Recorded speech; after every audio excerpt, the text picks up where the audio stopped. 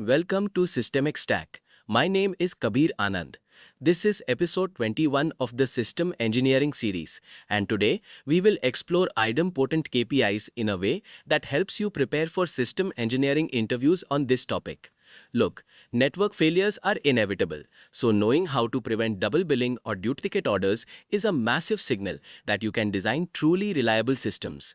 We'll break down the behavior of put versus post and see how unique idempotency keys keep your state consistent even when clients retry.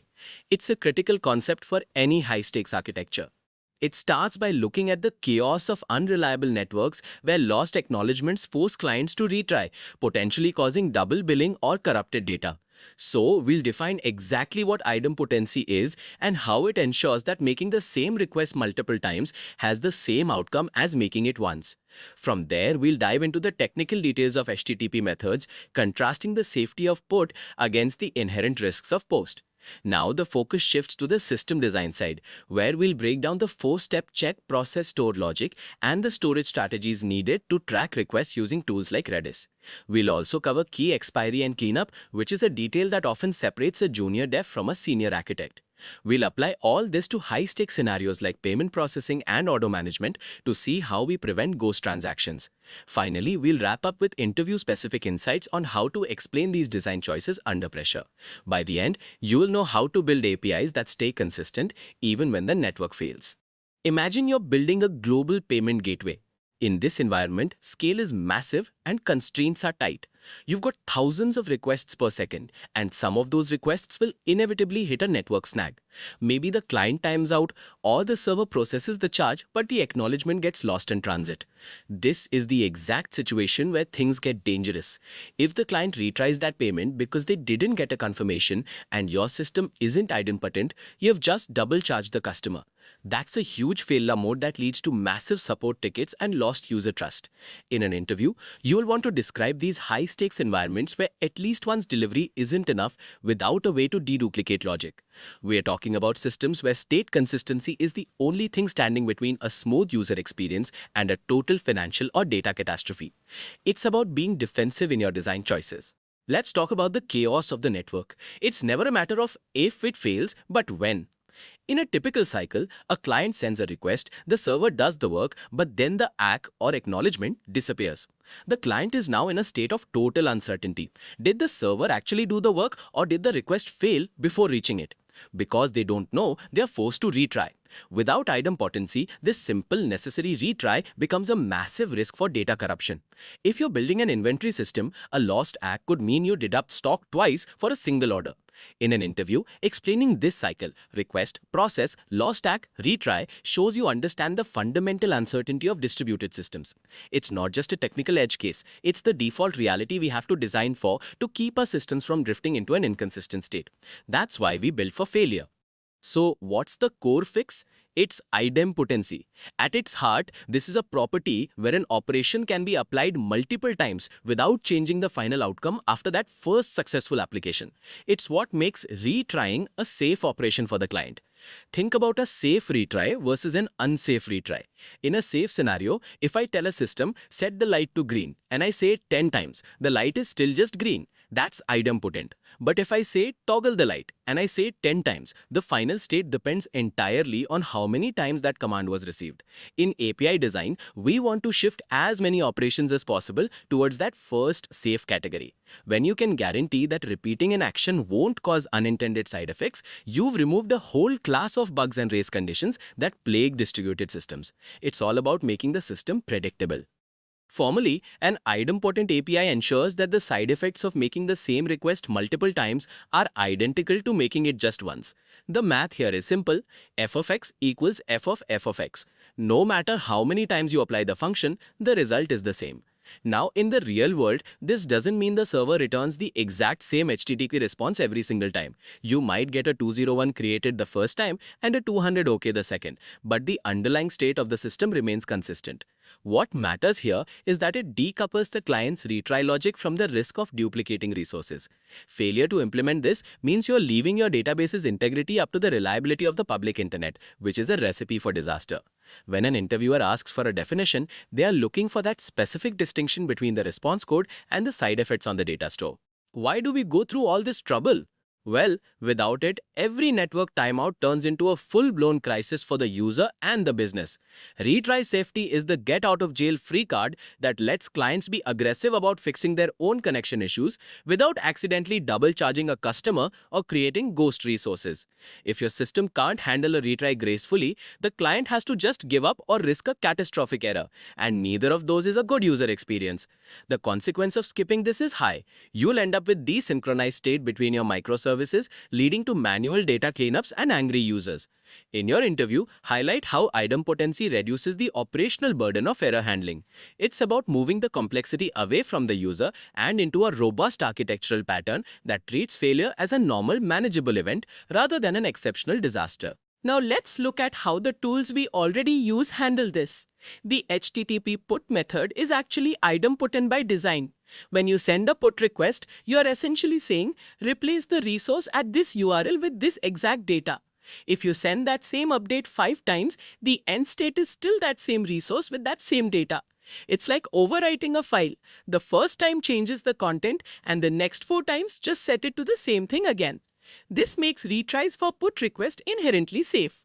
However, the failure mode here is often a partial update or a race condition where 2 different clients try to put the same resource simultaneously. That's why you still need to be careful with versioning or e-tags. But fundamentally, the verb itself is built to handle repetition without creating multiple distinct records. It's an elegant solution to a common synchronization problem. Post is a totally different story. By default, post is not idempotent. Every time you send a post request, you're usually telling the server to create something entirely new. So if you retry a post because of a timeout, you are at higher risk for creating duplicate resources or even worse, duplicate charges. This is the post challenge. If the server processed the first request but the response was lost, the second post will just create a second entry in your database. This is a classic bottleneck for reliability. To fix this, we have to manually layer idempotency on top of post using things like unique idempotency keys. If you don't do this, you're basically leaving your system open to double entry bugs. In an interview, explain that while post is the go-to for creation, it's the most dangerous verb to retry without a solid deduplication strategy in place to protect the database. So, how do we actually implement this prevention logic on the server? It's a 4-step flow: check, process, and store. First, the server checks if it has already seen the specific idempotency key provided by the client. If the key exists, the server knows this is a retry, so it skips the work and returns the previous result. If the key isn't there, the server proceeds to process the request. Once done, it stores the result and the key atomically. This atomicity is the make or break part. If you process the request but fail to store the key, you've left the door open for a duplicate execution on the next retry. This logic protects your database from being flooded with identical entries. When explaining this, emphasize that the check must happen before any side effects occur. Otherwise, you've already lost the battle against duplication. It's a simple but powerful sequence. Where do we keep all these keys? Since every request needs a quick check, storage is a major architectural choice. For high-performance APIs, we often lean on Redis. It's fast, handles massive lookup volume, and supports a TTL or time to live. This TTL is crucial because we don't want to bloat our primary database with millions of temporary keys that are only relevant for a short retry window. Other options like DynamoDB or even your primary RDBMS work too, but they might add more latency to every request. The trade-off here is between speed and persistence. If your Redis cache goes down, do you lose your idempotency guarantees? A strong interview answer discusses this failure mode and might suggest a more persistent store for high-value transactions like payments while using an in-memory cache for less critical operations. It's about matching the storage choice to the business impact of a failure.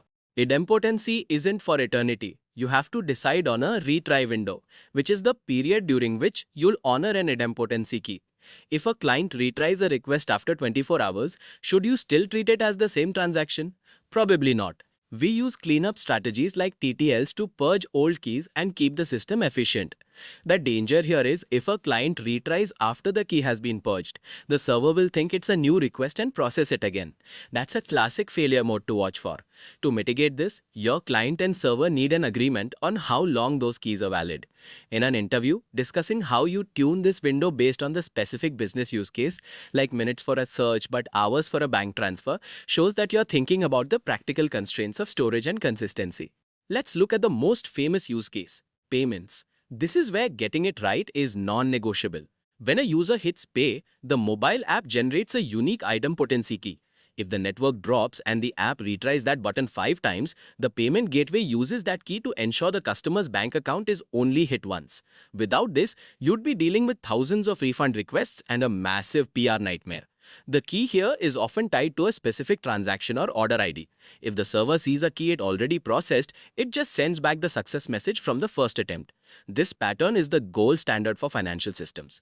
In an interview, using this as your primary example proves you understand the real-world stakes of data integrity and the direct impact it has on the business's bottom line. It's about trust as much as tech. Another big one is e-commerce order placement. You don't want to ship 2 iPhones just because a user had a spotty Wi-Fi connection. By using idempotency keys, the system ensures that the flow from cart to order is stable. Even if the inventory service or the shipping service gets the request multiple times, the state remains consistent. A major bottleneck here can be the ghost transaction, where an order is created but the client doesn't know it, leading to inventory being locked up for a user who thinks their purchase failed. Proper idempotency prevents this by allowing the client to safely query for the status of that specific request key. It keeps your inventory counts accurate and prevents your shipping department from wasting resources on duplicate packages. It's all about keeping the different pieces of your distributed microservices in sync even when the network is acting up. If you're in a system design interview and the interviewer asks what happens if the network fails right after the client sends a request, that's your cue to talk about idempotency. You need to show you can design a reliable API from scratch. Mention the importance of the idempotency key, how you'd store it in something like Redis with a proper TTL, and what response codes you'd return. A key detail is to discuss the already processed scenario. Usually you'll return a 200 OK or a 204 no content to tell the client, hey, we got this already, you're all set. Don't forget to mention atomicity in the storage layer. If you can't guarantee the key is saved at the same time the transaction is processed, you haven't really solved the problem. Show them you're thinking about the edge cases where things fail halfway through and how you'd recover gracefully. So, we've really demystified how idempotency transforms unreliable network failures into safe, predictable retries. The core idea is simple. Making the same request twice should never result in 2 different side effects. In a high-level design interview, you'll want to explain the difference between methods like put, which is idempotent by nature, and post, which requires us to step in with unique idempotency keys.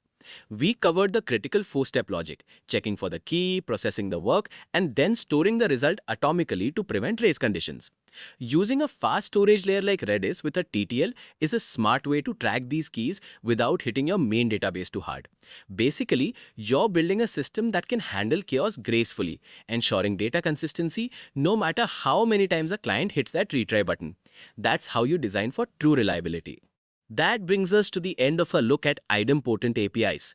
When you're in a system design interview and they throw that classic network failure scenario at you, well, you're now ready to explain how idempotency keys and storage strategies like Redis prevent double billing. It's really about showing an interviewer you can handle those messy failure modes with precision, right? If you want more on building reliable systems, hit subscribe. In the next episode, we will discuss retry patterns, where we will discuss situation, core understanding, immediate retry. Keep practicing and I'll see you in the next one.